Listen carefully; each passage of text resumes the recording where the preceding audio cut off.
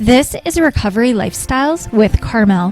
Recovery Lifestyles is committed to raising awareness and ending stigmas surrounding addiction and mental health. On today's show, I'll be chatting with Damien Ross, who is the founder of an app called Pocket Rehab. Pocket Rehab offers 24/7 real-time recovery support for its 100,000 members. Inside Pocket Rehab, there are certified recovery coaches, licensed professionals, recovery companions, and a support from community peers. Today, Damien's going to also give us a glimpse into his own personal story, which is the inspiration behind Pocket Rehab. So I'm here today with Damien Ross, who is the founder of Pocket Rehab, which is an app-based community for those struggling with mental illness and addiction. So Damien, welcome, and thank you for being here today. How are you? Good, Carmel. Thank you so much for having me. I really appreciate it. It was really nice to get to know you, and looking forward to this. Yeah. So did you want to share with our audience today more about who you are and your story? Yeah, sure. So I grew up pretty normal childhood in New Jersey in the U.S. And, parents got divorced really young, but my grandfather stepped in. He was my, male figure, male role model, because we lived with my grandparents. I guess I was lucky enough to do that. I really did enjoy it because I got to spend so much time with them. Pretty much started smoking and smoking marijuana when I was 12 or 13. Some drinking a little bit before that. And yeah, it eventually just spiraled out of control. College was a lot. And when my grandfather passed, it was like having my father pass. And I kind of just went off the deep end at that point. But it was probably about 13 years of solid using at least something. The last 7, the harder stuff, which, obviously not proud of. But August 10th, 2012 is when I got myself clean. I entered rehab on the 9th, so I guess I consider the 10th my first clean day. Awesome. So what was your turning point that led you into rehab? There were a few. I guess at first I was intervened by my mother. My grandmother sat me down, and they're basically like, look, it's all over your face. We can see what's going on because, you look like hell. And so told me, I suggest you go here, here, here, or here, but I would go to this treatment center because I guess my mom looked into it extensively, and I was super lucky that she was helpful and, really supportive through the whole thing. And that was like the biggest thing too, was the disappointment from your family. Like I wanted so badly to ask for help, had no outlet, no one to really go to because of the shame and everything and stigma. But when they came to me, it made it much easier, as strange, I guess, as that might sound to some people. But so I went to the treatment. I didn't listen to them in treatment. Wonderful experience. They were great. I just thought that, I'm taking all these opiates and whatnot, that I just need to break free from them for a while and I'll be good to go because, it's just a physical dependence. Yeah, I was obviously wrong. Relapsed pretty shortly after, maybe 2 weeks after treatment. And then it was on to harder things, the heroin and cocaine use was a lot prior, but now it was like, an everyday thing and a lot of it every day because if I didn't, I was going to fall asleep from the other stuff. So fast forward maybe 9 months, I'm standing in front of a mirror at a family event and like the bathroom and the door was just open, but I was just kind of looking through myself really, and my mom walked by, and when she walked by, there were tears coming out of my eyes, and I was just like, I turned and looked at her. I said, you need to help me, please. Like, she knew exactly what that meant too, because I guess, she was, obviously with me all the time pretty much. And so got myself back to treatment, but days leading up to that, I didn't know what was wrong. I went to the hospital. My limbs were swelling, all my extremities, my ankles were blowing up, and they were checking for blood clots. They were checking for everything. They found nothing, but at no point did I ever tell them I was on drugs. So when I told my mother, and she called the rehab again, I wanted to go back to the same place because I really did they were amazing program. The doctor she spoke to said, well, he's on drugs. It's from the drugs. So when I got there, they ran blood tests and pretty much told me if I didn't get the treatment in 36 to 72-hour window, I would have just died. My body would have just shut down. That was pretty much all I had to hear. Yeah. It was up from there, I guess, but it was hard to hear something like that. It was scary. Yeah. I mean, I just want to take a step back, and you were talking about how you had the family support. And I feel that there's a lot of people out there in recovery or that are struggling to get inside recovery, and they don't have that family support. And so I think that's really powerful for you to share, saying that, you had it, it still didn't make a difference. Yeah, no, absolutely. I mean, they're wonderful and supportive, but they don't understand. As much as they read online or sit through the programs, they've never been through it. And I can tell them, like, hey, I'm having a craving. What? You're having a what? Let's go back to treatment. Yeah. Like, it's almost immediate, like 911 panic mode. So it's really hard to tell them, and there's no real trust either because of how many times they were lied to or stolen from or, everything they've gone through, which takes, if you're lucky, it takes time to get back. Some people, they never get it back, unfortunately, but it's more of a showing and not telling situation for that. Yeah, for sure. So wow. So I want to talk a little bit about where your idea came from for Pocket Rehab, because that's a pretty cool, community. And I mean, that had to have been quite the undertaking. So where did the idea come from? Yeah. So basically when I came out of treatment, like I was saying, my family was supportive, but I had no one to talk to. A few friends knew, but again, even if they had a problem, they didn't, go for help or want to know anything about that. So it was tough. There's the shame, the stigma. I was never really a big fan of AA or NA, the 12 steps. I've done them. I totally, if it works for you, that's absolutely wonderful. Continue to do it. But, I worked the steps twice, had 2 sponsors and everything, but it just wasn't for me. So I kind of just needed an outlet. I needed someone to talk to when I needed, at that point in time. Because it could be a 30-second window or less from me using to, that craving, and the meeting might be at night. My sponsor might not pick up the phone, which, I've had and multiple people on the platform have had, where their sponsor just doesn't respond. People on the call list aren't picking up. So that's all they need as an excuse or myself, to go back out there. And so I wanted to create something that was, 24/7 on-demand help from people just like, myself, in recovery or looking for recovery. And that's kind of how it was born. Yeah, I think it's really cool. I mean, the face of recovery, in my opinion, is changing. And I just think back to, 16 years ago when I first walked in the rooms. I too had a lot of resistance and have gone through periods of time. I do attend meetings here and there, but I tend to have that resistance towards them. And I just feel that having an app and the digital community that's kind of arising in this is a really powerful step in the direction of, not feeling alone. Because I think a lot of times it's when we feel alone that we tend to pick up, right? Yeah, no, absolutely. A lot of people also, they'll start isolating.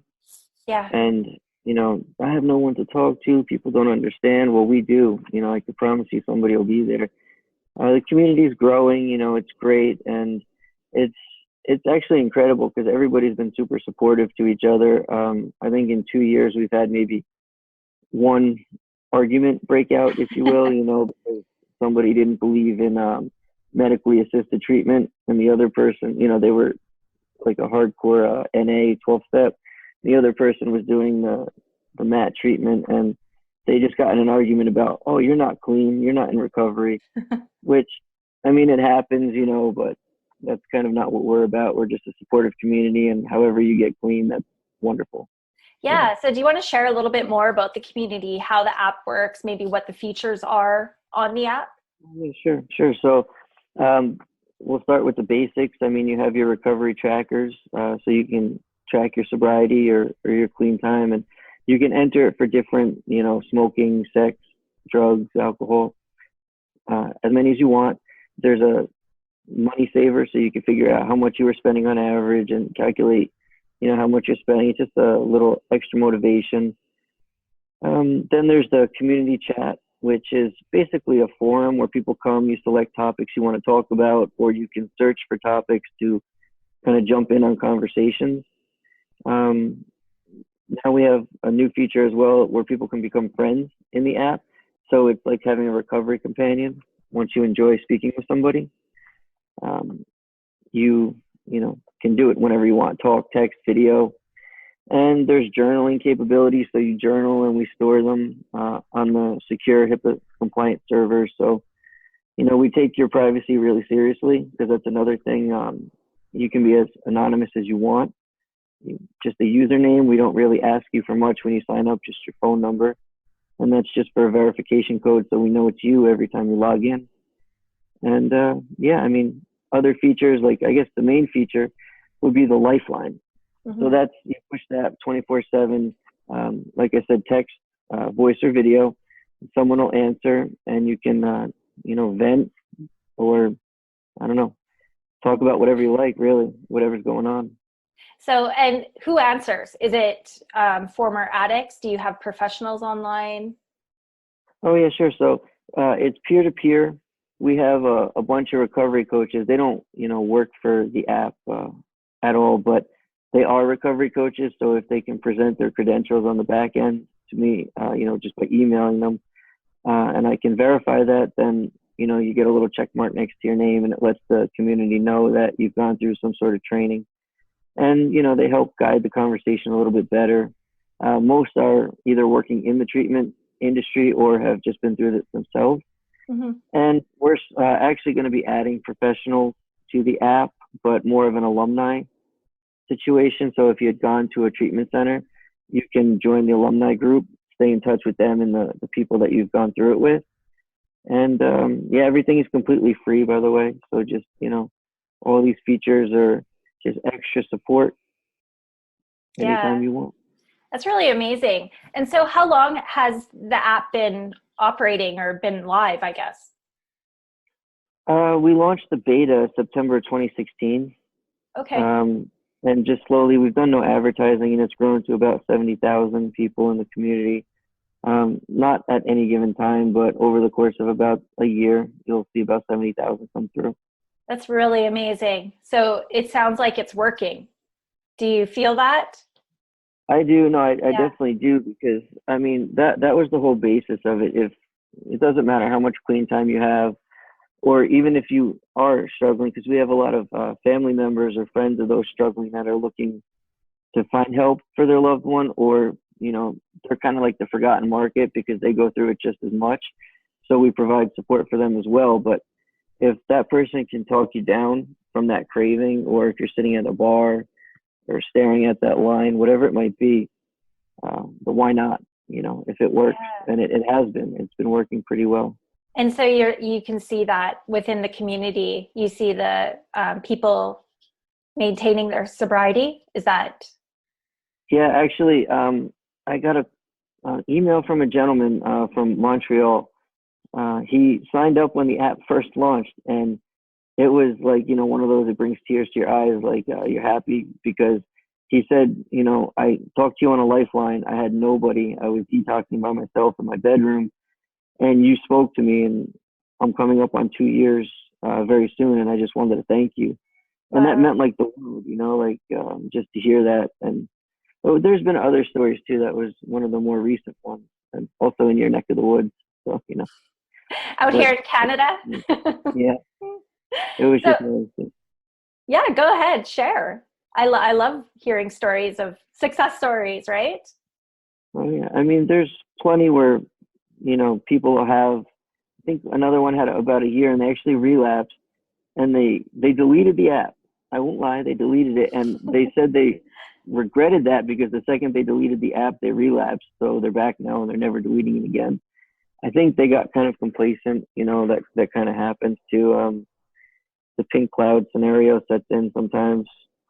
Everybody's different, I guess. Like, what is it, 6 months to 18 months? People have it at different points, but they're on like that pink cloud, like, yeah, everything's wonderful, and then bam, life kind of hits you in the face. And if you're not kind of involved in some sort of way with your recovery. Right. And I agree with you. And I think that's just part of that learning curve almost, within recovery, is that we get to that point where it's like, if we're not doing the work, and maybe part of that work was logging into the app every day, and you all of a sudden something gets in your head that you decide that it just doesn't work anymore. It's very easy to just stop. And then all of a sudden, and I know that's what they call that double-edged sword, all of a sudden you're back in your old behaviors, all because of that one little thought. So I think that's really powerful. That's a powerful story, right? So, yeah, no, absolutely. Yeah. So what is your role now with the app? Oh, so I mean, I'm the founder. I deal with basically everything because, we don't ask for a subscription fee or anything. The app is completely free. So I haven't really been able to hire many employees. Right. So I just pretty much do everything, but don't sleep much either. So the development, I don't do actual development. I have a team that I hire to do it, but and they're wonderful overseas in India. So my schedule is kind of crazy, up with the family and doing regular work during the day, and then the development part of it at night. And but, so, yeah. So I just going to lead into it. Is the app growing in certain ways? Is there something that you vision that you'd like to happen with it? I mean, I would love for it to be the go-to in the world.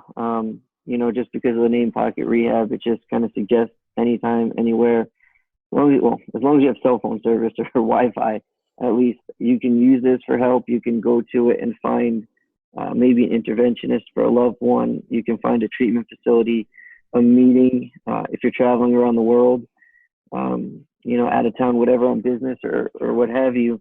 There's always something there, and it's really great too because people use it at work as much as some of them aren't supposed to be on their phone.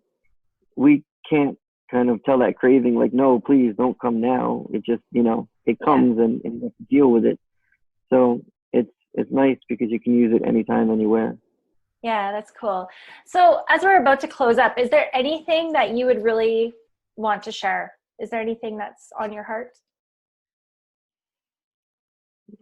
I mean, I don't know. I've just been, I guess, doing this for so long now and going through it that a lot of people, like you were saying, feel like they're alone. And I guess if anybody out there is listening that feels that way, you're not, especially, in the community. But you can feel free to reach out directly to myself, Damien, Damien, at getpocketrehab.com, or just come check out the app. It's free in the Google Play and the iOS App Store.